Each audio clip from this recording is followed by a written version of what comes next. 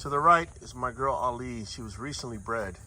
To the left is my girl. She's 41 days pregnant, about 18 days away from dropping. And what I feed her is going to determine the outcome of this litter. Our girl is 2 years old. Our other female, Ali, is closer to 2.5. Both good ages to breed.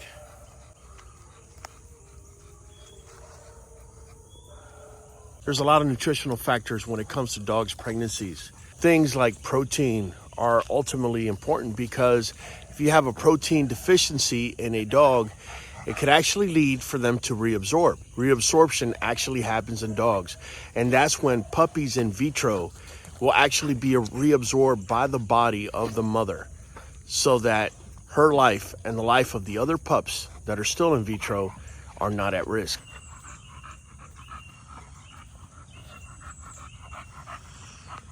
You're gonna have to excuse her panting. She's just too pregnant, but we're gonna do estimations on a 110-pound dog. They usually need between 110 and 150 grams of protein daily. Let's go over the 10 most important nutrients a dog needs so that they do not reabsorb and the pups are born healthy. We're gonna go ahead and put on the screen the recommendation for 100-pound dogs. That way it's easy for you to do an estimate if your dog weighs less. So protein is essential, guys. No protein, no puppies. The dogs will actually reabsorb. The same goes with calcium, phosphorus, iron, omega-3. Other nutrients your dog is going to need is going to be zinc, vitamin D to be able to absorb the calcium. Your dog will also need vitamin E and vitamin A. Other things you need to be looking out for is stressors, whether it's noise, whether it's another dog barking at your pregnant female, whether it's too cold, whether it's too hot. These things are going to make your dog reabsorb. So you got to be very careful with the stressors. The other thing you need to be on top of your pregnant females is the amount of exercise they get. And they do need exercise. Just because they're pregnant doesn't mean they could just sit around and do nothing. This is one of the reasons why we're out here so early in the morning, so it's not hot and she's able to tolerate the heat and able to move around. Several of you may be seeing that her nails are a bit too long. We're not cutting her nails because that really stresses her out. So we're gonna wait until the puppies are born in 18 days and then we're definitely gonna file down those nails. Should you feed raw or should you feed kibble to pregnant females? We have actually fed both in the past. I prefer feeding kibble just because I don't have to deworm the female during her pregnancy. Turns out a lot of dewormers actually can affect the puppies in vitro, and that's the reason for it. However, if you prefer to go ahead and feed raw, there's nothing wrong with that. You just need to be aware that you gotta deworm the dog. The reason I'm showing you both of these females is because we're not sure if Ali is pregnant, but if she is pregnant, she's at a different phase than our female girl. So her nutritional requirements may differ than that of girls. Girls' nutritional requirements, because she's within that final 3-week window, actually increases dramatically as her body is actually shifting from just being a non-pregnant dog to being pregnant and preparing to make milk. Keep in mind that once she does give birth, her nutritional requirements may even go up higher than when she's pregnant so that her body can produce milk. So how often do I feed my pregnant females? Well, this girl right here, she is, as you can see, panting and already feeling the effects of being too pregnant. So I'm feeding her right now 4 small meals throughout the day. Got to keep in mind, the more pregnant she becomes, the smaller her stomach capacity is, right? Now, this girl over here, Ali, on the other hand, I have increased her feed by 15%. So you should be increasing anywhere between 10 to 15%. And she definitely is so early on. If anything, she's about 10 days pregnant at most. She's so early on that it's not affecting her stomach whatsoever. But this girl right here, if I take a side shot, hold on a second, let me see if she lets me. If you see her side shot, you can already tell that that belly of hers, or that uterus, is going to be pressing up against the other organs, and so it will not be allowing her to be able to eat as much, and if she does, she's probably going to have some trouble breathing. Pregnancy myths. I've had people tell me, hey man, how can you tell that a female's pregnant without doing an ultrasound or paying a vet or anything like that?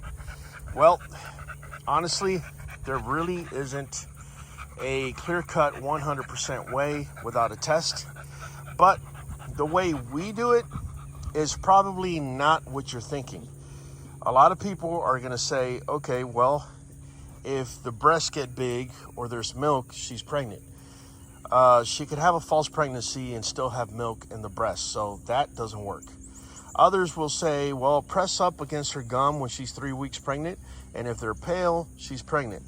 Your dog could be anemic, and that's not necessarily a sign of pregnancy. So there's a lot of myths going on. The ones that we actually believe in the most, and we know it's not 100% clear cut, is going to be the stench of their poop. Yes, the stench of their poop. If their poop is real stinky at about 2 to 3 weeks after breeding, that's usually a good sign. Also, their urine, if you start noticing urine is being more concentrated, it went from a light yellow to a really amber, concentrated looking urine, that's another good sign. Should you be bathing your dogs while they're pregnant? The answer is yes, you can. Just make sure you're not using anything that is too strong chemical-wise. So I would just stick to either apple cider vinegar or white vinegar and water baths, and or baking soda baths and water. That's it.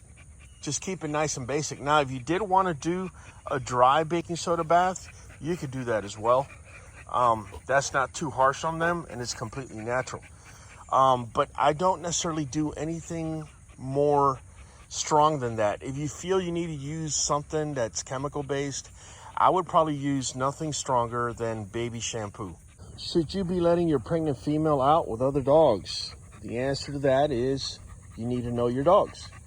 I know my dogs can become a little rambunctious, and she's pregnant, so I'm letting her out with a non-rambunctious dog, which is my girl Ali, who may very well so happen to be pregnant as well. But if you notice, she's not bumping into her, not running around, acting all crazy. You don't want that for your dog that's pregnant. Anything special with a water requirement with your dogs?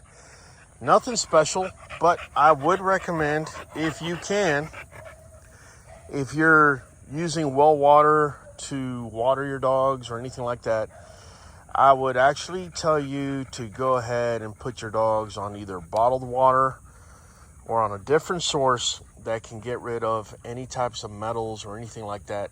That can actually affect the pups in vitro. Could actually even make the female reabsorb. Now, I've spoken to you about the nutrients that your pregnant female is gonna need, right? Otherwise, they can reabsorb the pups, or they could be born with issues, whether it's a lack of folic acid, lack of DHA, lack of protein, lack of calcium, phosphorus, omega-3s, vitamin A, vitamin E, vitamin D, so on and so forth. The beauty of it all is we use Nuvet NuJoint DS because it has everything that she needs before pregnancy, during pregnancy, and after pregnancy. Just like that, I had to take them back in. The sun just came out. It got really hot.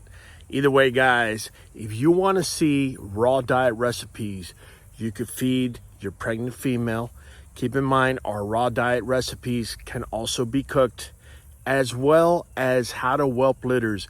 We're going to leave 2 videos up here for you to check out.